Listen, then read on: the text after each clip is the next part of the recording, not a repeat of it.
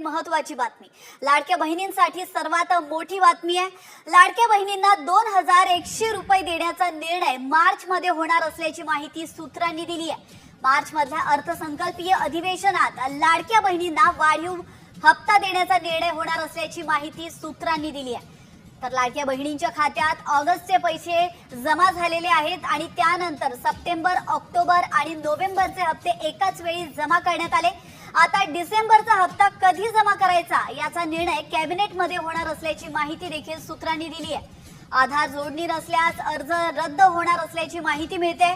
विशेष म्हणजे फडणवीस सरकारने हिवाळी अधिवेशनात लाडकी बहीण योजनेसाठी 1400 कोटी रुपयांची तरतूद केल्याची देखील माहिती आहे।